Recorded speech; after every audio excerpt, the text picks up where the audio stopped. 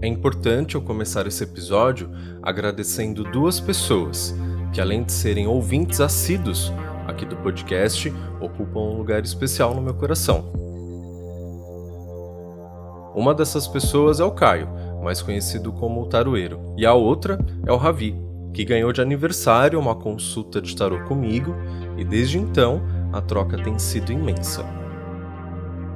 Agradeço a vocês dois pela escuta sempre ativa, pela receptividade, sensibilidade e, claro, por compartilharem comigo, quase sempre, suas impressões e como o podcast ressoa aí do outro lado.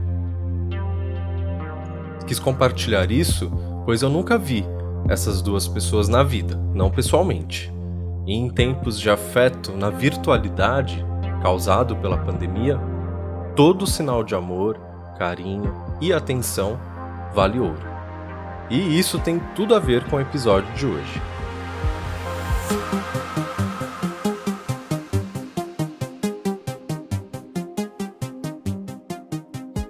Olá, espero que você esteja bem. Meu nome é Diego Ponciano e esse é o 61º episódio do Aloca Tarô Podcast. Bem-vindo! Marque sua consulta de tarô comigo. Basta me mandar uma direct lá no Instagram, @alocatarô. E se você gosta de tarô e quer estudar tarô, tem 3 cursos lá no site, um de introdução ao tarô, outro de arcanos maiores e ainda outro de arcanos menores, alocatarô.com.br. Por ter saído da casa dos meus pais com 18 anos, ou seja, 17 anos atrás, já morei sozinho e passei muito tempo com a minha própria companhia, o que fez disso, ser e estar só, algo muito natural na minha existência. Das pessoas com quem me relacionei nesses 17 anos, no dia a dia de verdade, nenhuma delas eram da minha família, e até hoje é muito fácil eu passar anos sem ver minha mãe, assim como fazem anos que não vejo meu pai, sobrinhos, irmão, avós, tias, primos. O que criou essa cratera entre nós foi Deus, por não me aceitar viado, é o que eles dizem. Quando se vive uma violência desse tipo, as reações podem ser diversas. A minha foi me afastar o quanto antes de toda essa violência e dar um jeito na minha vida, uma vez que eu tinha certeza que não poderia esperar nada da minha, até então, família. Alguns me surpreenderam. A principal foi minha avó materna, que com toda a sua experiência se opôs a muitos que tentaram me atacar, mas ela sozinha não deu conta. Desisti de estudar e fui trabalhar meses depois de concluir o ensino médio. Primeiro emprego registrado, porque antes eu já trabalhava em empregos informais. O primeiro trampo foi no Carrefour, carteira assinada e um salário mínimo e meio, que na época dava uns R$400. Como dizem, e eu nunca entendi, eu parecia um pinto no lixo. Uma tia e seu marido me abrigaram nesse momento e morávamos juntos na zona oeste de São Paulo, lá no Morro Grande, mais precisamente no cume desse morro. Tempos depois, a mesma tia passou a me perseguir e insistir constantemente que eu fosse à igreja e passou também a querer controlar minha vida afetiva com especulações. Como cresci em família evangélica, meus pais eram pastores e por também ter sido um membro ativo dentro da igreja, às vezes eu ia com ela. Me convenci, então, de que eu precisava ser curado e procurei o pastor. Ele disse que era possível e marcamos uma sessão na casa dele. Na minha folga, peguei um busão e fui até Pirituba. Ele morava lá. Conversamos, ele passou um café, foi muito amistoso e propôs que a partir dali poderíamos ter sessões recorrentes para começar o processo de cura.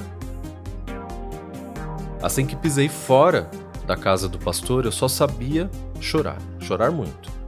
Depois disso eu não lembro mais de nada. Eu não podia falar sobre isso com ninguém, então eu pensei e passei noites em claro, chorando, pedindo para Deus, por favor, não me castigar. E desisti do processo de cura e passei a procurar um Deus de verdade. Acabei encontrando uma deusa. Por anos, isso foi um dilema na minha vida, porque além de toda a pressão e homofobia externa, por muitas vezes eu também me convenci de que eu era pecador, impuro e que com certeza absoluta eu ia queimar no inferno. Isso era convicção pra mim. Eu não tinha a cabeça que eu tenho hoje, as informações que eu tenho hoje. Quando esse caldo começou a ferver, eu tinha 15 anos, imagina. O Carrefour me mandou embora. E pouco tempo depois, minha tia também. Então eu fiquei sem casa, sem trampo, e um cara que eu conheci no chatwall me abrigou. E eu tô te contando parte da minha história para chegarmos juntos num ponto importante do episódio. Eu juro que eu não tô chorando as pitangas, até porque hoje, depois de anos, embora ainda eu esteja distante da minha família consanguínea, eu já me sinto muito melhor. Depois desses primeiros acontecimentos, minha vida se tornou uma verdadeira montanha-russa, altos e baixos enfrentados predominantemente sozinho. E, embora eu tenha me lascado, errado, caído bastante, eu sempre dava um jeito.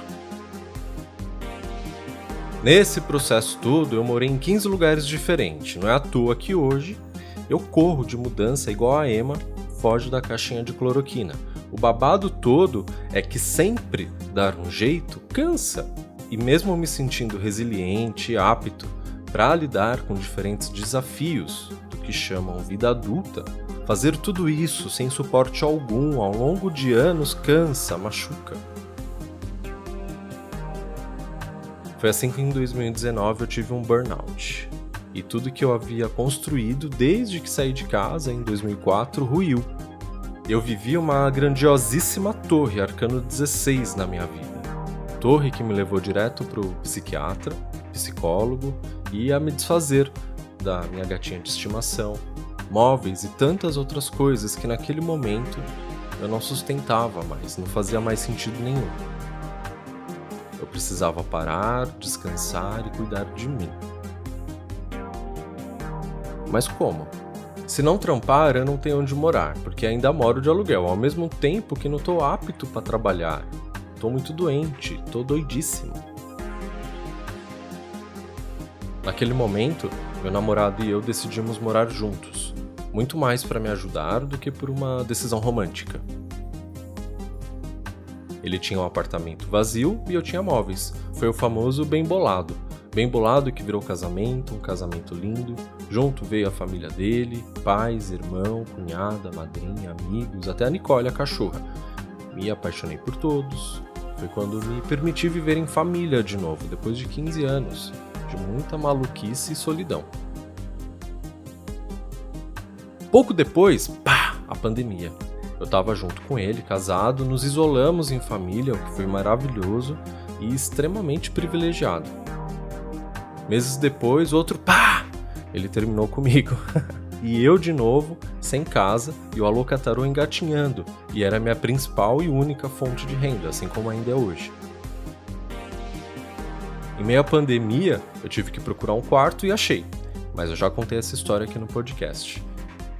Fui morar numa casa, onde morávamos em 3, além de 2 gatinhos. Foram 6 meses de um oásis, em meio ao apocalipse, mas também durou pouco. E de novo, mesma situação, choro, cansaço, desespero e isso. Caros amigos, foi agora, tá? Em abril. E dá-lhe Diego de malas prontas, de novo, a própria cigana Esmeralda. Desde cedo, ter que fazer esse puta corre, porque quem poderia ter te ajudado escolheu te perseguir, é desumano. Você vai aprendendo a ser sozinho, não sabe nem dar e nem receber afeto. Se bobear, esquece como conversa. Passa a desconfiar de todos, e ser sozinho passa a ser uma questão de sobrevivência. Ao longo de todos esses anos, óbvio, tive amigos, mas nunca muitos, pois nunca fui de galera. Um deles, como dizem, virou meu irmão. E muito de todo o perrengue que eu passei, ele passou comigo, muitas vezes sem precisar passar, por pura amizade.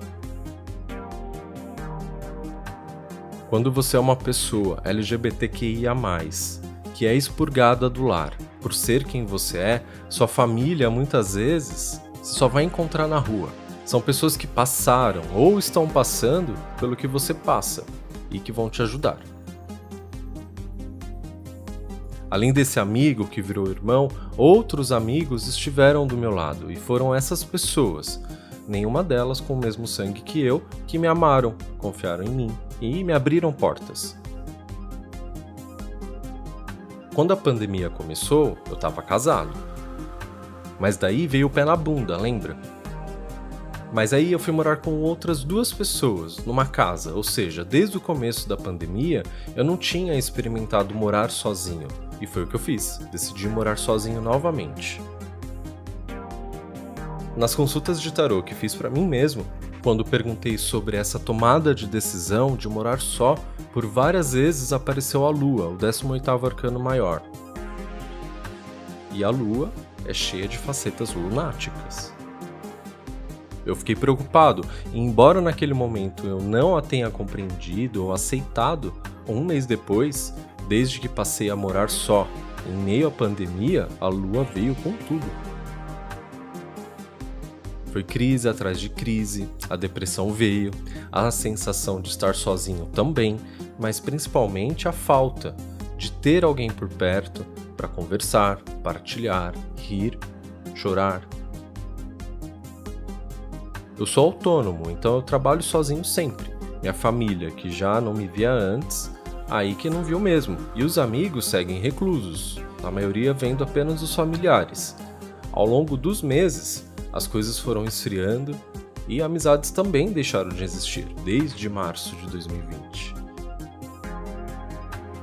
Nesse pega pra capar, onde foi cada um cuidar dos seus, quem não tem de quem cuidar foi cuidar de si e se isolou, como eu tô fazendo agora.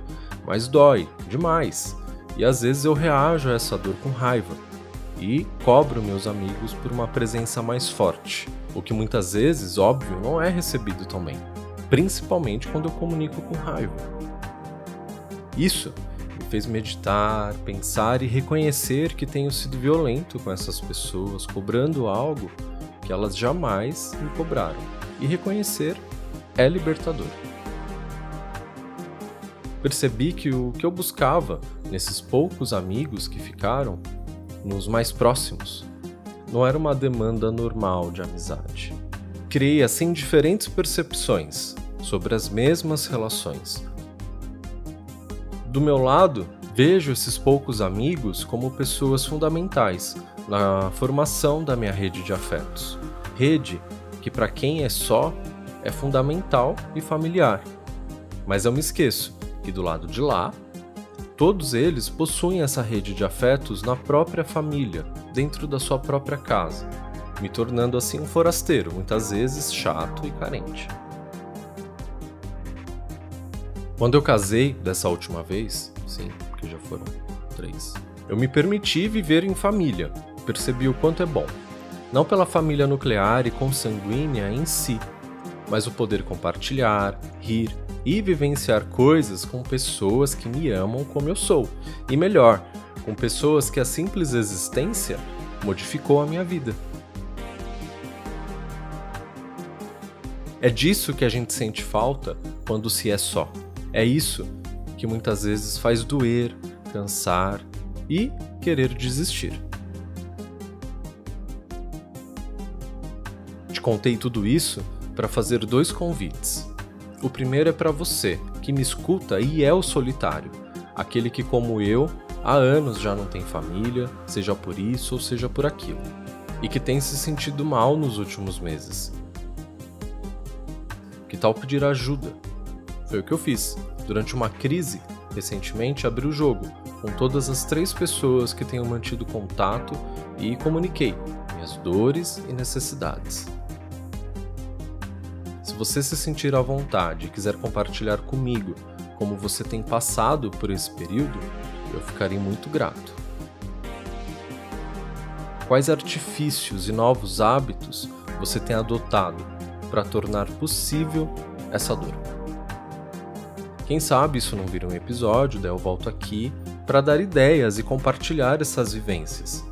Se Se você está passando por isso, tem como contribuir e quer participar, manda um e-mail para mim, alô@alôcatarô.com.br. O segundo convite, você esqueceu que tinha um segundo convite? Eu não.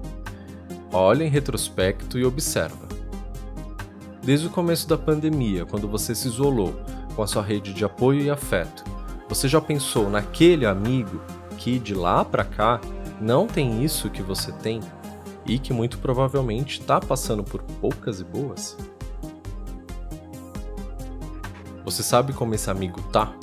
Será que ele mora no mesmo lugar? Será que ele ainda tem emprego? E comida? E amigos?